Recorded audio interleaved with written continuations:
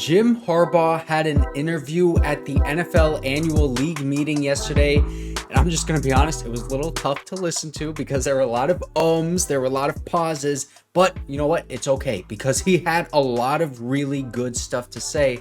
A lot of really interesting takeaways from this, like the Keenan Allen trade. He talked about that, talked about the draft and trading down. He talked about the guys that we have on our roster right now. And I'm actually going to make an entire other video tomorrow about one of the specific things that he said because there's a lot to talk about from this. But I also want you guys to check out this picture of all of the coaches in the NFL and look at who is up front in center. It is our boy Jim Harbaugh. He looks a little bit uncomfortable, but who's got it better than him, man? Sitting next to his brother, John Harbaugh. And also, make sure to like and subscribe if you do enjoy this content, bro. It helps me out so much. But let's start off with what Jim Harbaugh had to say about this Keenan Allen trade. It's the business part of the NFL, and everybody does what's in their best interest. And, did we want him? Yeah, him, Mike, Khalil, Joey. I mean, I'm a coach. I'm thrilled to have Khalil Mack on the team. Thrilled to have Joey Bosa on the team. Now, he was kind of avoiding this question a little bit, or at least avoiding answering it the way that the reporters were wanting him to. He obviously said, listen, that is the business part of the NFL. That is just how we were trying to construct our roster. He didn't really fit into that because of the cap situation, obviously, so they had to go and pursue other options. But then he goes out and shouts out Joey Bosa and Khalil Mack. Those are the two guys that did take those pay cuts and did restructure their contracts so that they could stay on this team at the cap number that the Chargers and I think really specifically Joe Hortiz would be comfortable at. Because we all know that Joe Hortiz, he's trying to reallocate the money that we have right now with this cap situation and put more of it into more players and less of having those big, huge paid players at like 20, 30 million a year and having more of those players that are more around 5 to 15 in that range, so we can have a lot of really good depth all across the roster. And then speaking about building depth on this team, that Keenan Allen trade, it's going to give them over 20 million to work with now so that they can disperse that money across their roster. And here's what Jim Harbaugh had to say about the depth in that wide receiver room right now. Really excited about Quentin, his opportunity, Josh Palmer, Darius. We got the draft coming. And free agency too. Free agency lasts, before the draft, after the draft. Right now, just couldn't be more excited about getting the players in the building. It's like coaching staff's been hired. They've been grinding. They've been doing great. But getting the players into the building, April 2nd, that day just can't wait for it. So obviously he's going to shout out the guys on this roster because we still do have wide receivers that have, potential to actually play well next season. Quentin Johnston, yeah, he didn't have a great rookie year, but he's been putting in the work this offseason. Hopefully he has a resurgence in his second year. Listen, man, Mike Williams, he had a really bad rookie year. I don't remember exactly if it was as bad as Quentin Johnston. I'll put up the stats so that we can compare the two right here. But just from my memory as a Chargers fan, I remember everyone thinking that Mike Williams was a bust after his first season. And so why are we just going to throw Quentin Johnston under the rug and say there's no potential there anymore after just one bad season? He absolutely can be a good wide receiver. Can he be a great wide receiver? I don't know, maybe, but I'm not expecting him to be. I just want him to be solid. Also, we have Joshua Palmer, who's been a pretty solid receiver throughout his entire career so far, and he's been in the NFL for 3 years, entering that contract season. He could have a big year too, man. How many times have we seen Chargers players have a big year on the last year of their rookie contract? It happens a lot, and there is no doubt in my mind that Josh Palmer understands that he is on that last year of his deal, and he needs to ball out, not just to get an extension with the Chargers, but to have a good free agency. Because look at all of these other wide receivers in this free agent period that are getting paid. And also what Jim Harbaugh had to say here was that they are not going to be opposed to adding to this room in the draft, but also in free agency. And he said something that was very important here that just he kind of slid under the rug, is that free agency, it keeps going on. It goes on past June 1st, goes on past the draft even. It goes into training camp. I mean, there are guys who are going to get cut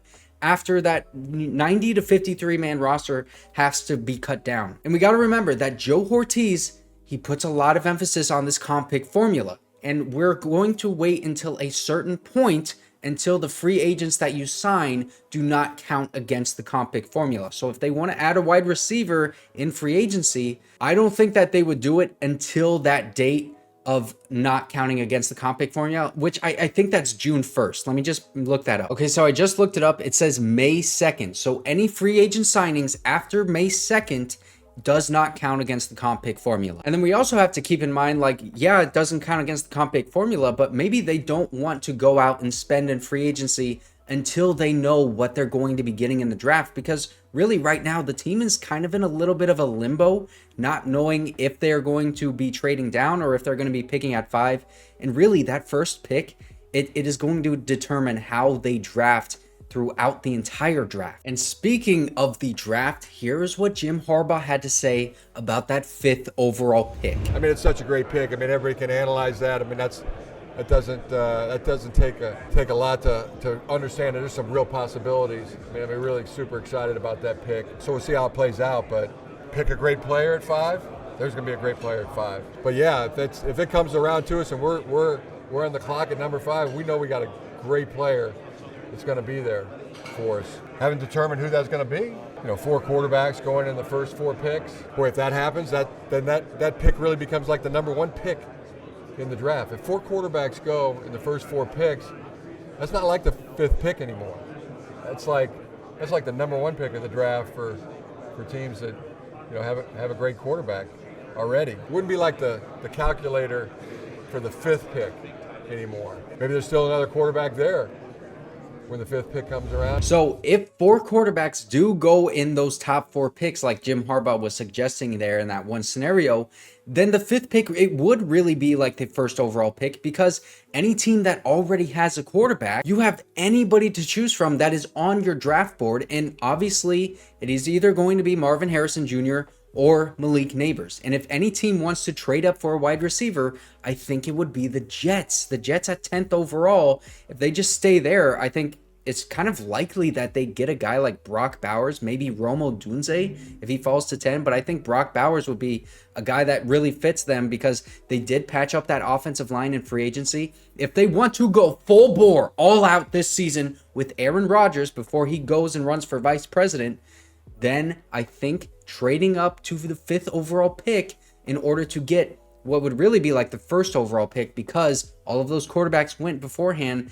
Jim Harbaugh saying here, listen, man, that calculator, it doesn't add up, because the 5th pick is now the 1st pick. So you're going to have to pay more. You're going to have to pay the number 1 overall pick tax in order to take the 5th pick from us. But he's also saying, look, man, we don't need to trade down. There is going to be a great player for us at 5. There's going to be a lot of them at 5th overall. But obviously, he's being pretty vague here. He's saying, yeah, we could trade down, sure. But we also could stick at 5, because there are going to be great players. There's a lot of special players in this draft. But also, 4 quarterbacks could go in the top 4, or one of those teams could trade out. I mean, really, there's just so many possibilities of trades in the top 5 and like quarterbacks and who could go, and is Marvin Harrison Jr. going to go to the Cardinals, all this stuff. I talked about it really at length in my video yesterday. So if you want to hear more about that, go ahead and check that one out. Now let's move on. Let's talk about this defense, because Jim Harbaugh was asked about what he thinks about Khalil Mack and Joey Bosa because of their sacrifice to take that pay cut in order to stay on this team. Thrilled, to be coaching Khalil Mack. I mean, you watch what Khalil did, the kind of year he had, playing every game. Joey was having a better year than Khalil, through that stretch until he got hurt.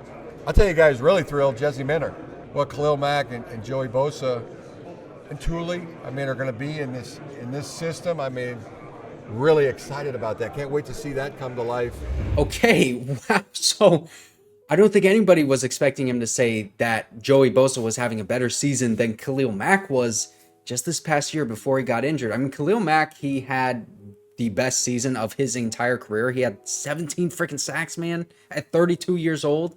But if he thinks that Joey Bosa was playing even better than him before his injury, I'm going to have to go back and watch the tape, because Jim Harbaugh knows football. I do remember Joey Bosa being really good in the run and doing stunt moves with Tuli Tuipulotu really, really well.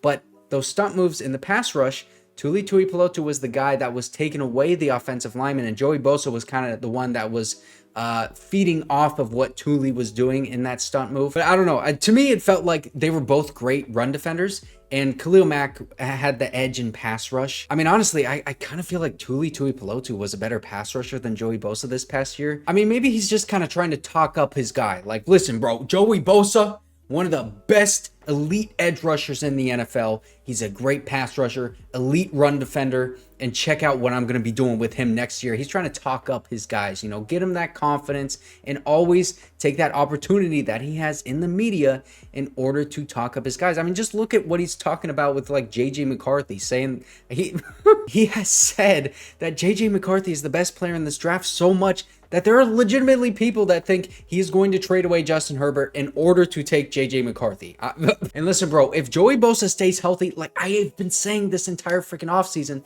if he stays healthy under Jim Harbaugh and now with, why would you cut him for that extra $4 million when he has the potential to still be what he was earlier in his career? I just, you know what? I'm glad that Jim Harbaugh is talking up Joey Bosa like this, because I think Joey Bosa is probably one of those guys that needs that positive affirmation.